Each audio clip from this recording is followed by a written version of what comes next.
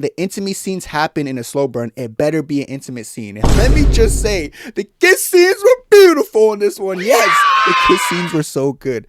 And dare I say, there was even some ad-libs in there. There were some added kiss scenes that weren't in the script because Kim Seon-ho couldn't control himself. And guess what? I don't blame you, player. I don't blame you, man. What's up, everybody? Kdrama Kenny here, and we're going to be rating and reviewing Can This Love Be Translated now.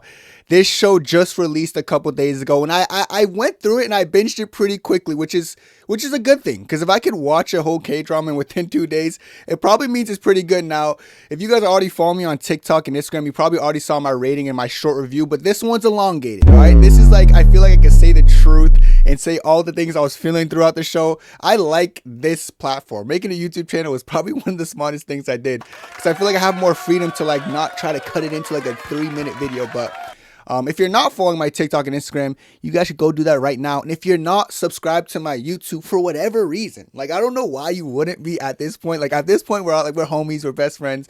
You know, you guys go to me when you want to hear the truth or just hear my opinion. And thank you so much for the support already on this YouTube channel. You guys have been amazing. Aww. But let's get into the brutally honest rating and review. Brutally honest. We're gonna be honest. For the rating, I already tell you guys what I gave it. I gave it an 8.6. All right, which actually seems to be surprising some people, because people know me from like kind of being like brutally honest, and I like Kenny's gonna be really harsh on critical things. I'll be real, for this show, I did think I rated it higher than maybe people expected, but I really, in this show, I focused a lot on the cinematography. Guys, if I told you this is one of the most beautiful settings I've seen in a K-drama, when they were in Japan, they went a lot of places, and every single time the cinematography was just hitting beautifully, and everything I saw, like, it's one of those things you see and you're just in awe watching it. It was really beautiful. I thought the OST was really comforting. It wasn't your typical Korean drama OST, which I think I liked. I think it worked perfectly for this show, especially in like the intimate scenes. The OST that would play behind that, I really did enjoy that, guys. And I really like the cast. All right, so I'm gonna be straight up with you guys right here. My 8.6 might have had a little bit to do with my liking for Jung and my liking from Kim Seon-ho. I'll say it straight up. Matter of fact, I'll say this.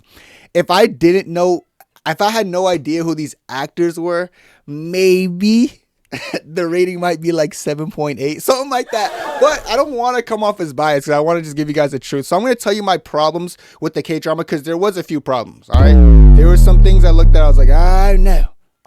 I don't know about that. And then there were some times I just like was swooning on my screen. This K-drama had a lot of ups and they had a couple downs. First of all, the first 6 episodes I thought were heading in 10 out of 10 category. Like everything was great for me.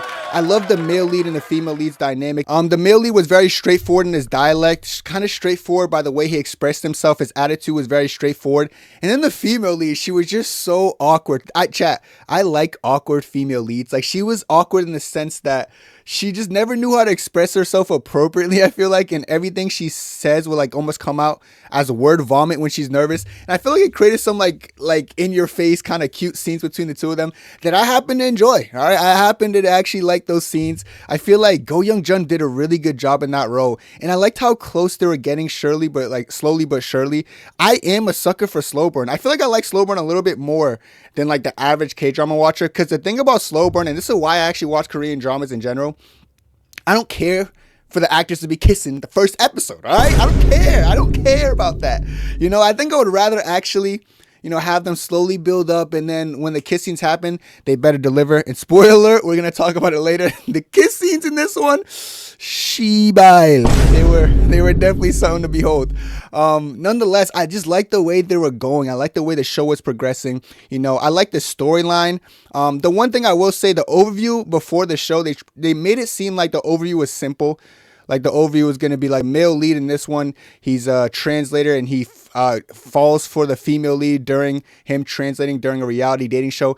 That's what the overview made it seem like, very simple. It wasn't as simple as that. There were just so much different subplots. And I feel like if they stuck to the simplicity, that would actually make the show that much better. Sometimes simple is better. Sometimes less is more. And I think this show would have been a good example of that, but they kind of try to amplify the plot and just add what I felt like was some unnecessary things in this K-drama. Which brings me to episode 7. Episode 7, guys, I'll be real, when it happened, I just looked at myself, I shook my head, I was like, don't they're gonna ruin a great K-drama, aren't they? Like, guys, I was actually annoyed because episode 7. So the female lead at this point, she was already going through some struggles mentally. She was seeing things, and I was okay with that. There was nothing wrong with her seeing that character known as Godarim. I believe that's her name, Godari. Do re mi or something. Oh yeah, do ra mi, something like that. But she's pretty much the one who was like haunting the female lead, and every time the female lead was stressed, that like inner thought in her head would feed off the negativity and make her do things that she didn't want to do. But in episode 7, that's when a body swap happened. That's when the show started. I was like, okay, the show's kind of turning gimmicky. It's turning gimmicky. Like I wasn't expecting the show to have like that kind of gimmicky twist. And I know it wants to be different 2026, but simple is better sometimes. Less is more. And I feel like them doing that, it took away the realism in the show that I was craving and I liked so much. And it just bothered me. I'll be straight up, guys. I didn't like it. And I see why some people aren't gonna be fond of the show, because once that happened, people are probably like, what? People don't have great attention spans. People will click off after seeing that. I stuck with it because, of course, I'm never going to stop watching a show, especially when my favorite actors and actresses on it. Like, come on, go Young Jung. First of all, do you guys, chat, I'm not even trying to glaze right now. Maybe I'm glazing. Guys, Go Young Jung is so pretty. You guys, like, ever look at someone's eyes? Like, her eyes, like, glisten. There's, like, something magnetic about her eyes. So, like, half the time I would, like, miss the subtitles because I'm just looking at her eyes glisten. Like, she has so much emotions in her eyes, which makes her such a great actor, because she had a lot of crying scenes in this one. A lot of scenes where she was happy. You could actually see her eyes light up with happiness, or her eyes just, like, crush when she's upset and crying. Such a great actor. I love actors and actresses who act with their eyes, so she's special to me. Neither here or there, though. Yeah, I just feel like the overall shift from that kind of made it gimmicky when she started turning to do ra mi.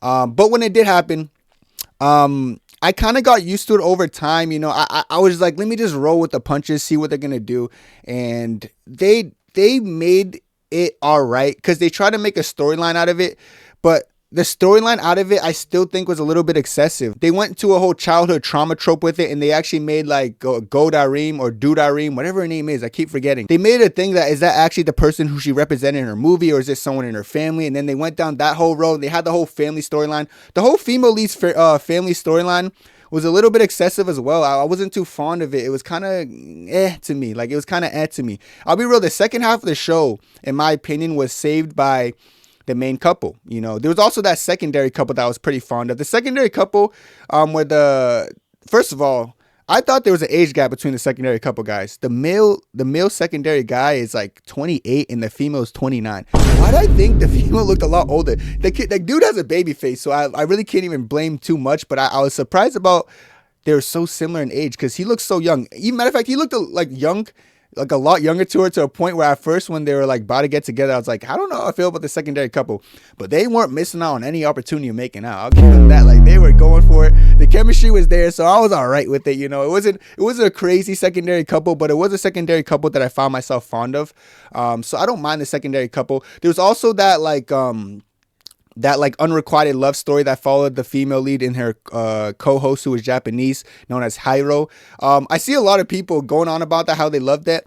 I didn't it was a cool storyline, but I didn't really care for like them to get together. Like, as much as people are shipping them, I'm seeing edits about them and stuff, but I didn't really care about those edits. Like, I was like, okay, it's cool, but I found this character a little bit like stoic, and like, I don't want to say, I feel like he's a little bit stiff though, but I guess that was there was obviously a communication there's a communication split in the show. I get that, but like, his characters just seemed a little bit stiff, and he was kind of rude to the female lead anyways. I don't even know why people are shipping them, acting like that dude wasn't initially really rude to her and having her run over the place.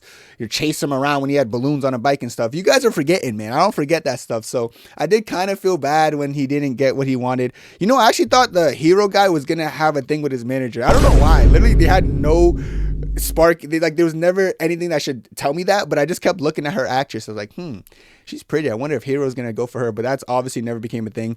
And she was just always looking out for him. So I actually thought the manager and Hiro, maybe that could have been something that could have been explored, but of course, nothing came of that. Neither here or there. Like I said, I feel like the second half of the show was saved by the slow burn, because it was a slow burn done right. Now, what I said in the beginning of the video, the thing about slow burns, you got to be particular of how you go on about it. And I feel like they did it really well because there was so much pushing and pulling. And then when the intimate scenes happen in a slow burn, it better be an intimate scene. And let me just say, the kiss scenes were beautiful in this one. Yes, the kiss scenes were so good. And dare I say, there was even some ad-libs in there. There were some added kiss scenes that weren't in the script because Kim Seon-ho couldn't control himself. And guess what?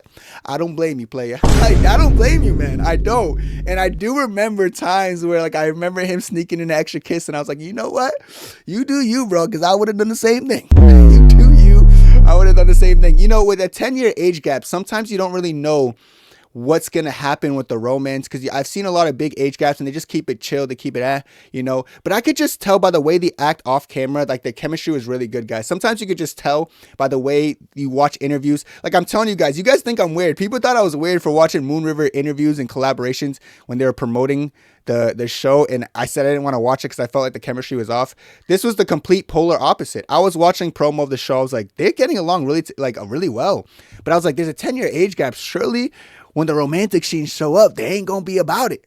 they were about it and some. They were about it with a little bit of sauce and drizzle on that, and I liked it, and I was all for it. I was really fond of the kiss scenes, Shibai. That was my reload button, like my back button, going back 10 seconds, maybe break a little bit. I kept rewinding it. I was very fond of their romance, and I was very surprised about how well they clicked, and that's what saved the second half of the show for me, because some of the plot seemed a little bit I did like the main couple's plot. Like I said, if they kept it simple, like this could have been one of my rare, I don't want to say a rare 10 out of 10 because it's really hard for me to do that, but I would have probably give it a high 9 if they just stayed on the main couple's plot, like their plot and his whole journey trying to understand her language. He's supposed to be that guy who understands every language, but when it comes to her language, she's just so hard to figure out, rightfully so, because she was essentially her worst enemy in the show. It was the anxiousness in her head, from that character in her head that wouldn't leave her alone, and that actually ends up tracing back to her childhood and her mother. Where she would essentially push herself away from the male lead, and she'll see it as herself getting rejected. And it was funny because he saw it as himself getting rejected, or she's rejecting him, because she would kind of just show up and just go for that girl, or just break up with me eventually. So I like the journey of him trying to understand her. Even when he saw that she was struggling mentally and going through stuff mentally, I did enjoy that aspect of him, learning her and understanding her. And even the thing he was saying, we're gonna break up anyway. At first I was like, what does that even mean? But it's just the significance of live in the now. Don't worry about the future. Hey, in the future we're gonna break up later. So when she was like, oh, we should break up right now, he's like, nah, we'll do that later. I like that understanding. Sounded awkward, but I like how that was his way of understanding her. And then to end that little thing of that, oh, we have to break up eventually, that's when she ends up going to visit her mom. Now let's talk about the ending, because the ending wasn't very good.